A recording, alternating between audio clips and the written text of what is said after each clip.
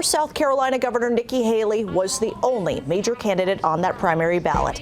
Tonight, she was issued a defeat by voters who selected.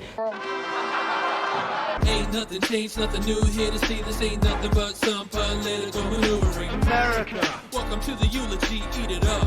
It's called political buffoonery. Hey there, everybody, and welcome to This Week in DUMBmocracy, where we showcase some of the dumbest newsmakers of the week. Republican voters in Nevada had really two choices in their primary, either Nikki Haley or nobody. And the voters chose nobody. It's pretty embarrassing for Nikki Haley, even though she's claiming everything was rigged, election denying and all that.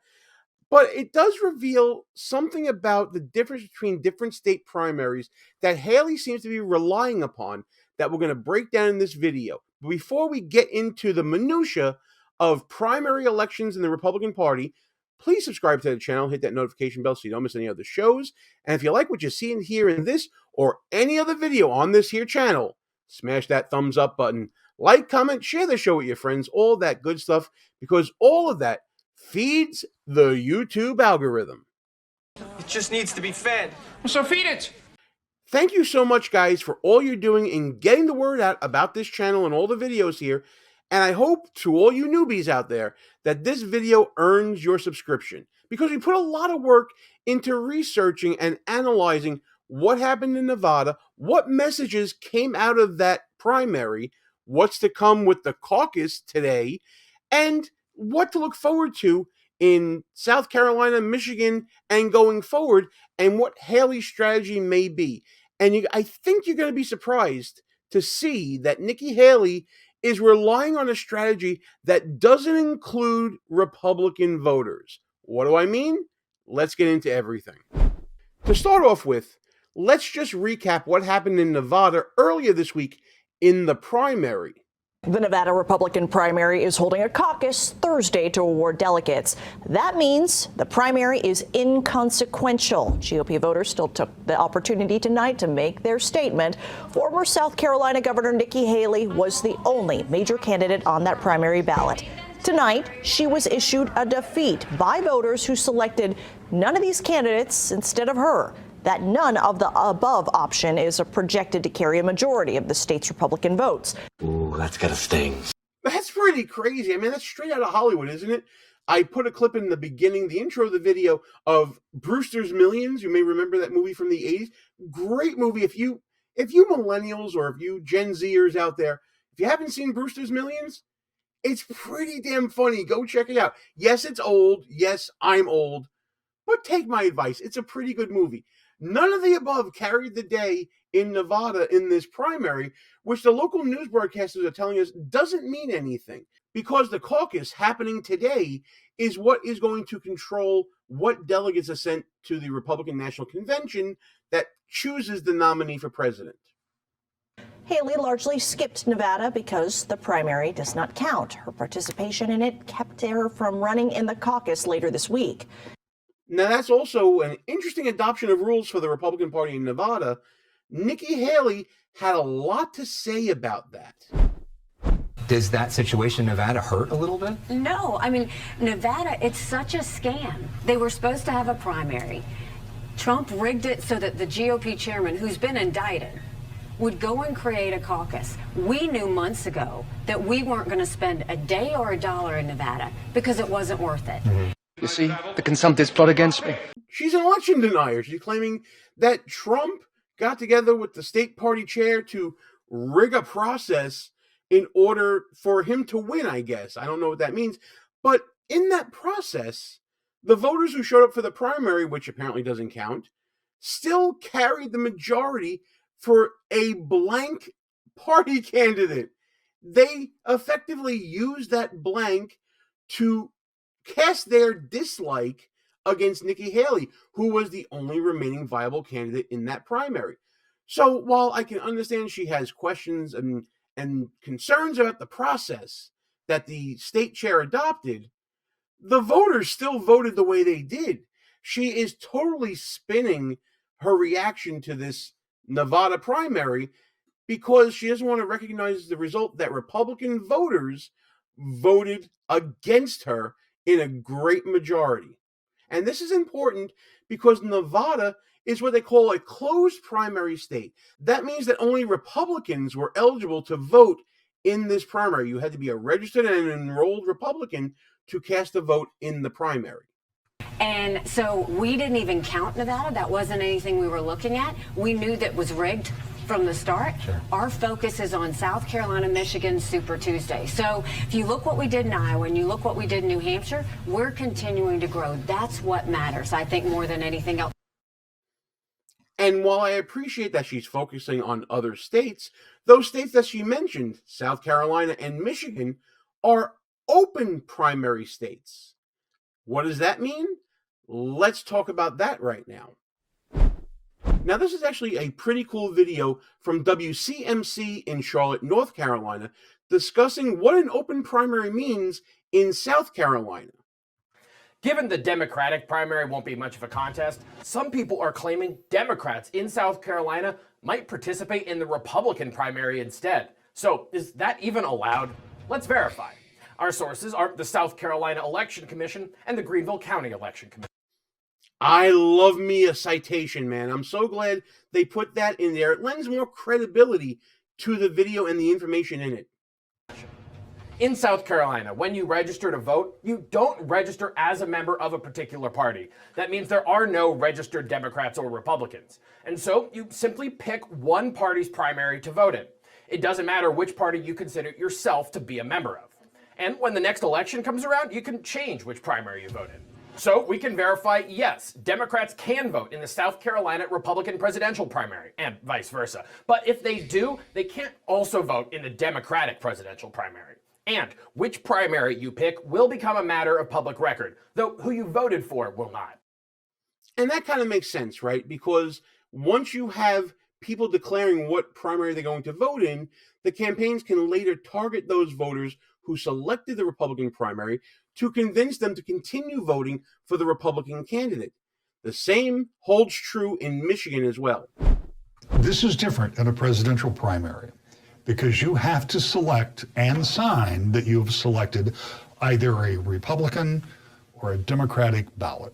Correct. And people 4 years to 4 years to 4 years forget that. Very true. Yeah, this is a more complicated process than any of our other elections, really, and that's because the legislature has set up these presidential preference primaries specifically with multiple ballots. So one ballot for the Republican primary, another ballot for the Democratic primary. And voters, again, Michigan is not a party registration state, and so we don't know any of the party affiliation of our voters. When you register to vote, you do not declare a party in Michigan. There's no identification by party on the voter registration rolls. But when you walk into the precinct, or if you get mailed a ballot, your local clerk or your precinct inspector does need to know which ballot to hand you. That's actually very important because this sort of system, this open primary system, lends itself to party rating. You can have a block of Democrats choose the Republican ballot and try to spoil the results for the leading Republican candidate, in this case, Donald Trump. It seems like Nikki Haley is relying on this sort of strategy. She said already, as you heard, that she's looking forward to South Carolina and Michigan, both open primary states. And don't forget, New Hampshire was also an open primary state, and she did considerably better in that state thanks to the open enrollment allowed and the party rating that can happen in open primaries like that. Flashback. And why did you vote for Nikki Haley? It's a vote against Trump. I think it would be better to have her against Biden in the elections than it would be Trump and her. Do you consider yourself generally independent, Republican, or Democrat? Democrat. So when you undeclared, you voted for Nikki Haley. If it was Nikki Haley against Joe Biden in a general election, who are you voting for? Joe Biden. End of flashback. So we have to ask, is Nikki Haley relying on Democrats to act as spoilers to keep the appearance of a viable Republican candidacy? To me, that's what it seems like she's doing here. She's trying to steal votes in a primary and weaken the leading Republican vote getter, Donald Trump, in order to backdoor her way into a nomination. Now, she's so far behind in a lot of these races that it really doesn't help so much, but the strategy is still there and it's still apparent. So I think Republican voters really need to ask themselves, will they tolerate this from Nikki Haley? And I think the answer can be found in the analysis of the Nevada primary, the closed primary that doesn't really mean anything. Those voters, those Republican voters, sent a message to Nikki Haley. Like what you see so far? Go ahead and smash that thumbs up button. Also, leave us a comment and tell us what you're thinking. And don't forget to subscribe so you never miss another show. So let's turn things over to an expert of sorts. This is the analyst for CBS News trying to read the tea leaves of the Nevada primary that is inconsequential, doesn't mean anything, that Haley lost to no one. Hey there, Emery. Okay, context here. Nevada holding a primary. These are the results as you described. But the Nevada State Republican Party is going to hold a caucus on Thursday, tomorrow. So Nikki Haley was on the ballot in this primary, and Donald Trump was not. Now, how does this all come together? Well, none of these candidates is an option on Nevada ballots. And so, yes, you're right. She finished behind none of these candidates. I think you have to wonder if that's something of a proxy for Donald Trump. Ah, and now the point emerges. Yes, voters could have not only been saying to Nikki Haley, we don't like you, but they could have also been choosing none of the above as a proxy for Donald Trump. Sort of like a comment in a YouTube video that says, use me as a thumbs down button because they took that option away. And then you see a whole bunch of likes on that comment to represent a dislike of that video. It's sort of the same concept. None of these candidates was used as a like for Donald Trump or a dislike for Nikki Haley. So even though a lot of Republicans are probably going to go vote in the caucus, in the party caucus on Thursday, what we may have seen here is many of them who would otherwise have voted for Donald Trump voting for none of these candidates. That's my interpretation of this. And that's one of the reasons we have to, for context there, that's basically what I think happened. Right, that's really interesting. At this point, do we have any idea what the turnout for the caucuses might be? Well, the turnout for the caucus might actually be at or even higher than these levels. Turnout for this was not particularly high. And it wasn't particularly high because it doesn't mean anything to these voters. But it meant enough to 63% of them to show up and send a message to Nikki Haley saying, we don't want you. That's significant to me. That's a huge part of the electorate. Now, typically in vote segments like this, these large segments, they tend to remain about the same when you expand the voting pool. So in this caucus, I would fully expect Donald Trump to have at or around the 60% benchmark. Possibly a little lower, possibly a little more, but hell, I'll go out on a limb and predict that. Why not? It seems like that's the way motivated voters who showed up were voting. Now, Nikki Haley is not going to be named in this caucus. As we talked about earlier, she chose the primary, not the caucus. So it would be interesting to see who would be the anti-Trump choice in the caucus that would represent the thumbs down button for Donald Trump. Let's see if that happens, and maybe the results will bear that out as well. As a registered Republican, I am not thrilled with the Haley strategy. She is using non-Republicans to win a Republican primary. To me, that doesn't scream out conservative.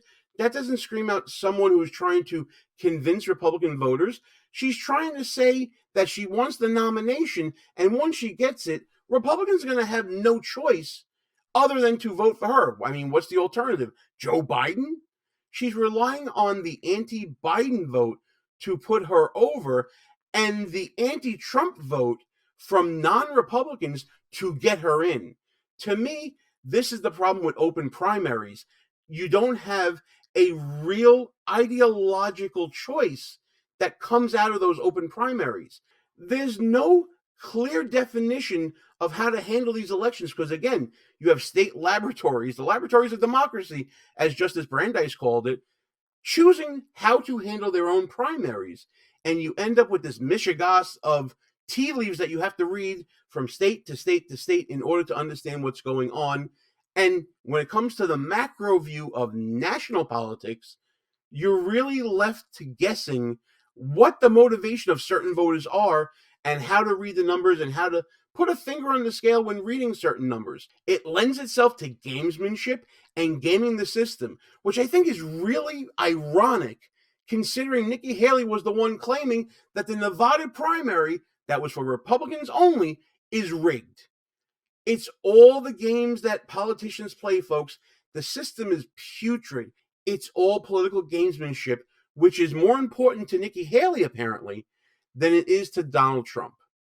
But listen, hey, that's just my opinion on this whole situation. I want to know what you guys think about all this gamesmanship by Nikki Haley concerning open primaries and what her strategy is going forward in what seems like a dead-on-arrival campaign. Let's talk about it in the comments, and please, as always, like and share the video, subscribe to the channel, hit that notification bell so you don't miss any other shows. I'll see you guys in the comments talking about this video and all the other shenanigans and buffoonery happening every day this week in DUMBmocracy.